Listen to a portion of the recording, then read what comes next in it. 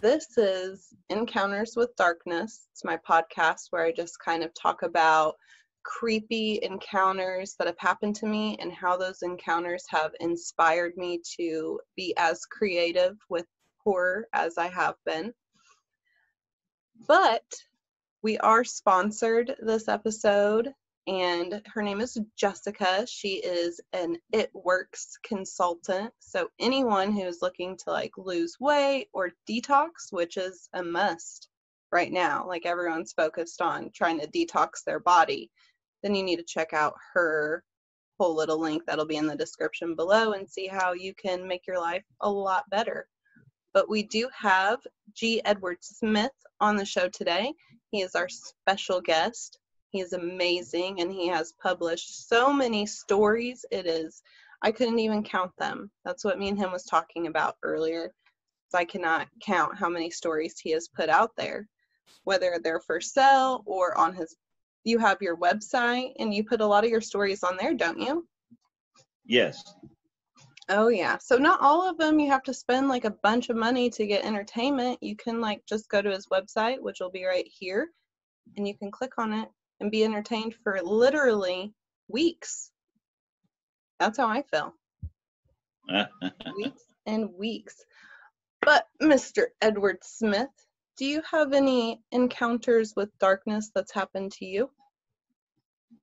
Oh, well, the first one that comes to mind is in a place that you're probably familiar with, the Crump Theater. I've never been. You've never been to the Crump in Columbus? No, I've been by it. I've walked by it. So what happened? My senior year in high school, I worked there when they showed movies pretty much every night. And my first day, my manager pretty much asked me, he says, "Do you believe in ghosts?" I said, "No, I don't believe in ghosts. I was never a religious person or anything like that." And he said, "Well, by the end of the week, you'll believe in ghosts." I said, okay, whatever. I just kind of blew it off and went on and did my thing. And I was there for about, I don't know, 3.5 weeks. And then after the last movie showed, all the lights go down. Me and this other guy were out cleaning where the seats and the floor where everything was. And it used to be an old, before it was a theater, it was a, I don't remember what it was. I can't think of the word, where they put on plays and stuff like that. Okay. So there's like a stage and then the screen, this big stage. And we were up on the stage coming across, if you were sitting in the seats, we were coming across left to right, and I was walking down the stairs and up in the balcony, which is closed to the public then because it was a hazard. Right. I just happened to glance to my right, and I saw someone. I clearly saw someone standing there, and I glanced again real quick, and it was gone. And the guy I was with looked at me and said, "You saw Harold, didn't you?" I said, "Who's Harold?" And he described what I saw. It was like a guy dressed in like a 1940s suit with the brim hat, like darkish colored suit, almost like a wool type suit. He described him to a T before I told him what I saw. I got goosebumps. And that freaked me the hell out. He's like, "Oh, that was Harold. He committed suicide back in the day. He jumped off the balcony head first and killed himself." And it freaked me out so much because the part that freaked me out was before I could tell him what I saw, he told me what I saw. Yeah, that's when when someone validates what you just experienced, I mean, it blows your mind. Ugh. I mean, it completely just made me it changed me in a way that, I'm still not a religious person and souls and all that. I don't think people die and come back as ghosts, but it made me think about the world in a different way. Like, there are things out there that you can't explain, that don't make sense to our five senses. Oh yeah. Opened up this whole new realm of reality to me. And I Which always I think in the long run, I think it really helped my creativity, because you can just imagine all these things that, who knows, could be real. yeah, and there's so many different things that are out there that, I want so badly to, say, okay, I believe definitely there's a supernatural realm without a shadow of a doubt. But at the end of the day, a lot of things can be logically explained, especially when you really try to tear apart the situation. But not everything can be logically explained or just dismissed. And Right. I want to believe, but at the same time, it's like finding out that magic's not real, that the way that they do the tricks, it takes away the fun behind it. So maybe I really don't want to know. It's more fun believing and Well, trying to chase after it. I agree with you there. It's like Especially, the illusion is part of the allure. exactly. Especially if we come to find out that whatever it is, it's like a Cthulhu type creature, how terrifying would that be? Here we want to make contact, and then it ends up being something like that. Like, you just lose your mind just looking at it. I don't know if I don't know. Exactly. But then there's things like like cryptozoids, cryptozoological creatures that, the biggest one, Bigfoot or Loch Ness, Mm-hmm. they have to be real. They just, why we can't take a picture, why someone cannot take a picture of them is beyond me. But Oh it just yeah. seems like they have to be real. Now Bigfoot and like Loch Ness, and you go throwing in like Mothman and Thunderbird and all of those type creatures, where some people have, they've got photographs, or we've got footprints that we found that we can't explain, to where other people are like, it could be faked. There's a way that they could have done it. But really, those things aren't that far-fetched of being real. Like, this is the same planet that had dinosaurs that roamed it. Who's to say that certain species didn't evolve as well and they're still there, or were there? Maybe they're dead now. Yeah, I agree. I don't know. It just, It's I wouldn't call fascinating. myself a happy-go-lucky person, but the world is such a big place. Yeah. There's got to be so many things out there that we just don't know. And look, for example, the ocean is like what, 75% of the world, Hmm. and we know more about the moon than we do the bottom of the ocean. Yeah, that blows my mind. Like, surely we can develop the technology to really check out. Even like the Amazon. Not one person has actually explored the entire Amazon. Like, what's all lurking out there? Yeah. We have a lot of what most of Canada is, you can't live in it. It's just crazy. So Yeah. what's out in there? You What's want to hear hiding? something really? You want to hear something really scary? When I got stationed in Alaska, I drove from Columbus to Anchorage, and I drove through Canada for about a quarter of it. And I came across a sign that said, "You are now leaving 911 service area." And I I would have was been like, like, nope. I know, I was like, holy crap, this isn't good. No. Yeah, that would have. You're out there when 911 doesn't work. yeah, like who's going to save you if something happens? Like that's just crazy to me that there are parts of our own country that if something goes wrong, you're basically on your own for a long time till we can Yeah. send search and rescue. Yeah. And who knows what lives out there? Yeah, there's I so much mean, uncharted territory, like worldwide, that it's insane. yep, I agree. So has any of like your experiences, have they, you said that it definitely did help inspire your creativity, but what would you say your number one published work out there that really touched what you've been through? Not just with the paranormal, but you've been in the military. I mean, you've traveled. Like, how much of yourself do you put in your books, and which book has the most of you in it? Well, I think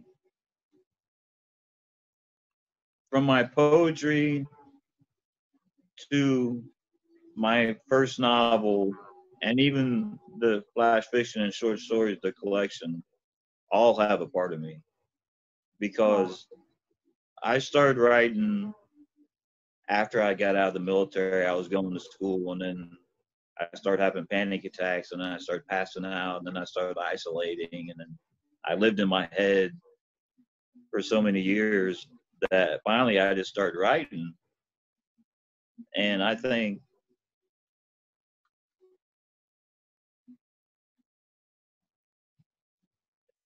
just that, I mean, I don't want to say jealousy, like jealousy of normal people. There's a lot in my books of how normal people just live their lives, and how crazy things can just happen to them. Mm-hmm. People think life is just a straight line, beginning and end. Mm-mm. It's just random chaos. I mean, I'm not. I can't decide if karma exists or if life is just the universe goes, oh, there you are. I'm gonna do this to you today. Yeah. Oh no, I can totally relate to that.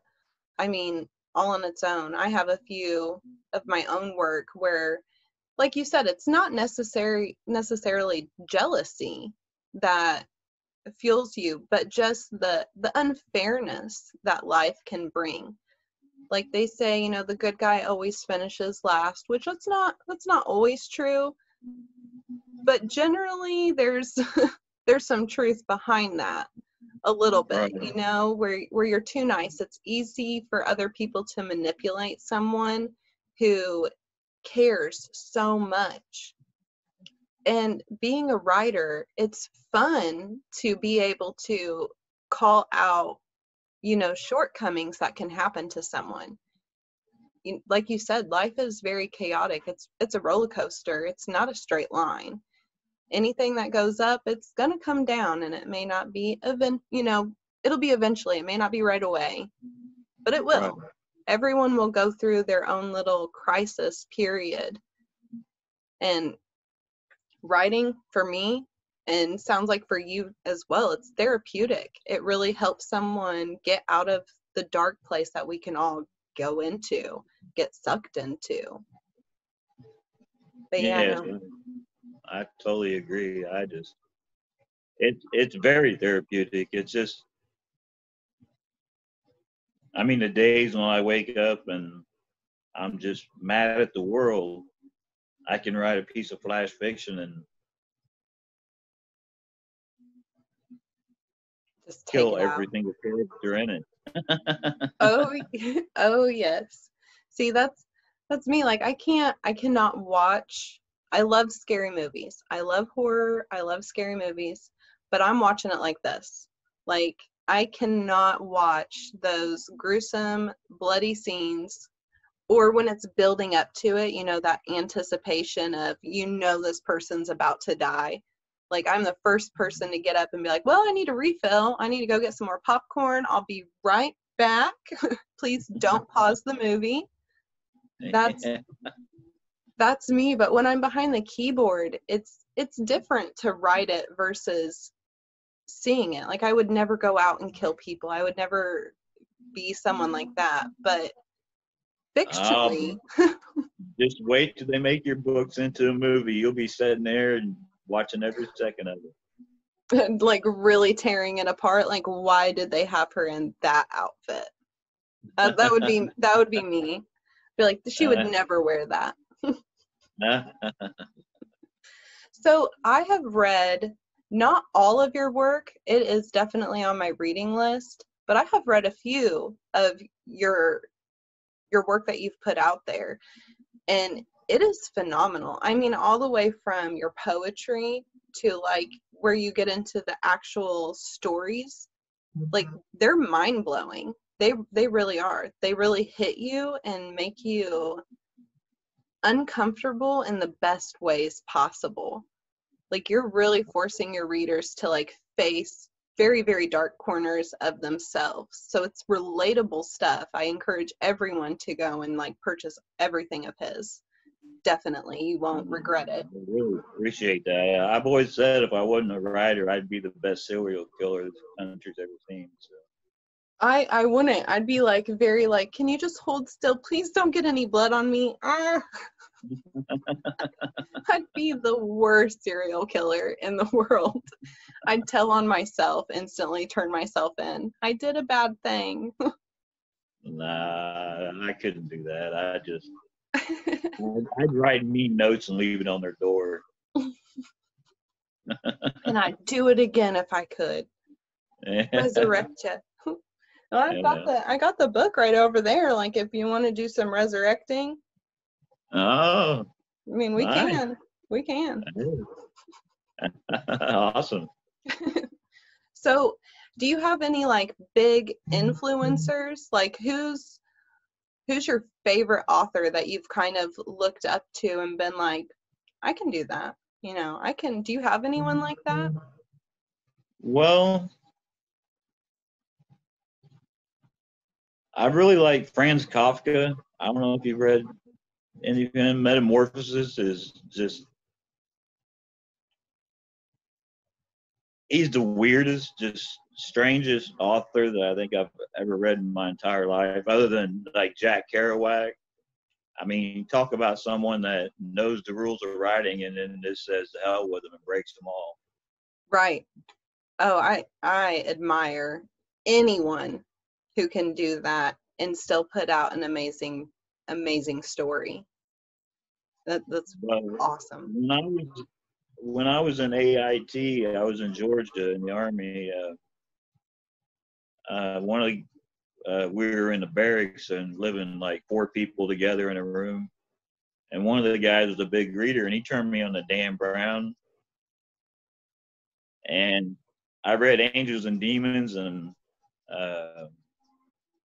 I just fell in love with the whole concept of kind of taking the religious community and twisting it on its side. Mm-hmm. I loved his book, all his books, Turning Point, Da Vinci Code.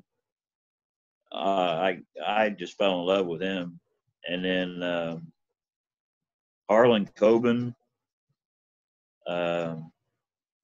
actually found his book when I was at 5 East at the VA, which is the psych ward.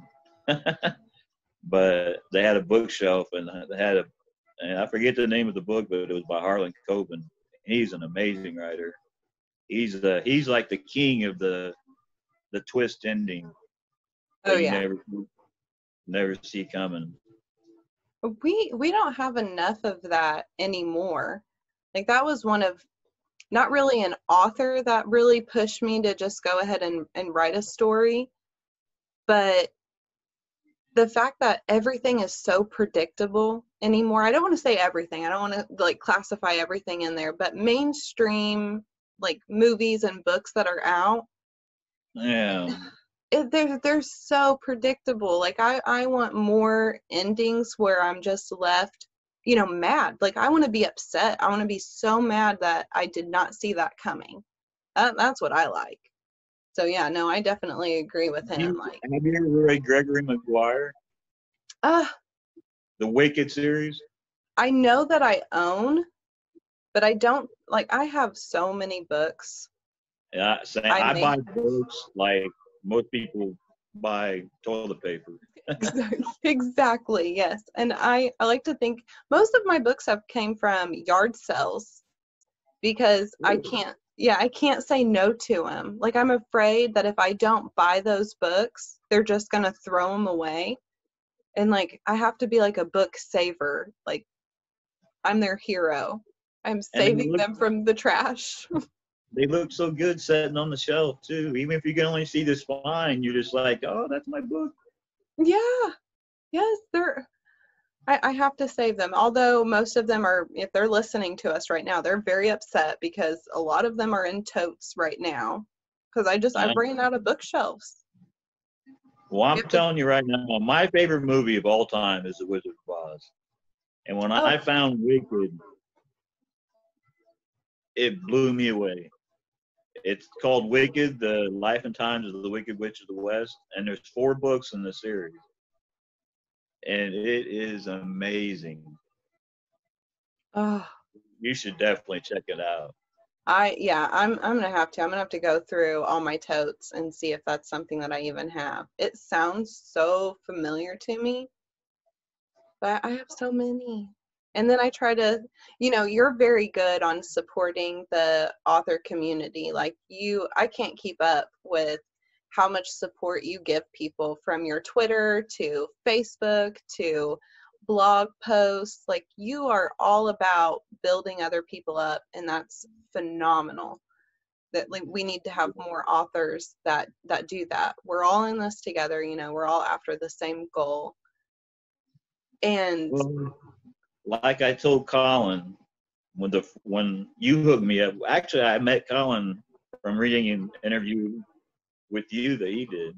yay, So I got in touch with Colin because of you, he's and awesome. we did a video chat. And I first thing I told him, I'm not a used car salesman. If people like my stuff, that's awesome. If they don't like it, that's awesome. But if I know another author that has a book out there, I'll 110% support them and say everything I can to get people to buy their book. But when it comes to myself, take it or leave it. Yeah, it's hard. It is hard to be pushy about things, but it's good. It is good sometimes to, here's my link, here's my book, you should check it out. It I know what you're saying there, because Collins really helped me come, move up in that whole area, because I was like, no, I don't want to ask for the sell. Now you put me in work, you give me something else to sell of somebody else's, I'm going to pitch that perfectly. My own work, I'm going to start fumbling over all kinds of words. Like, it's just not Uh, going to work out. yeah, yeah. So I do. do you have any current works in progress that's going on right now? I feel like this is unfair to all the listeners because I know of a few, but I'm going to pretend like I don't. Well, one I should bring up is one that you and I are doing together, Yes. Paranormal Things. I know. I'm so excited. Hopefully. I brought that Um, up in my last interview that I did with someone else. I was very excited about it. So definitely name dropped you a lot. but yeah, I'm looking forward to that. I've got 3 of my stories written out of my 6. Yes, Uh, you are not crushing edited it. yet, but written. I have 2. I have been slacking. Like, you are going to have to pull that military self of yours out and like Um, crack down the whip on me. I've got well, 2. we got a while. We got to October, so we still got plenty of time. We do. And for anyone that doesn't know what Paranormal Fringes is about, is I promise you, well, I can't promise, but I'm like 99% going to promise you that there is not a book out there that's like this one. We are going to cover a lot of cryptoids and kind of educating people on them, but there's some twists that I don't want to give away that's awesome. Like, I've read what you've done, and yes, I love it. Absolutely. Well, thank you. It's I'm looking forward to reading some of yours, but I know I need you're to a busy send her. gal, so. So, Well, other than Paranormal Fringes, I have a book coming out September 1st called Jacob's Pass, which is my first full-length novel, which you read, but it has a different ending now since you read it. oh my gosh. My editor and I got together and switched the ending. So it ends on a different note now, which I think it turned out a lot better. But it's completely edited. It's completely finished. I think I haven't decided yet, but I think I'm going to go through BookBaby. Oh yeah? To have the cover done and have it published and put out in the Barnes and Noble and Amazon and all the ebook places and stuff like that. I support that 110% because he is right, everyone. I did read Jacob's Pass. It is awesome. And to know that the ending is different, like, now I can't wait. I have to buy this book as soon as it comes out so I can read the ending. No. I'll send you a free signed copy. So I'm so excited, but no, I support that. Like, that needs to be everywhere. Like, it honestly does. There needs to be as many people that can grab a hold of that story as possible, because even if the ending's different than what I read, I guarantee you that no one will be able to guess at what is going on. The story sucks you in. All the characters are so relatable, and I can't give away too much. Well, thank you very much. All right. Well, I will end it, but thank you so much. You're so awesome. All right. You too, Ashley. It was nice to finally meet you in kind of person.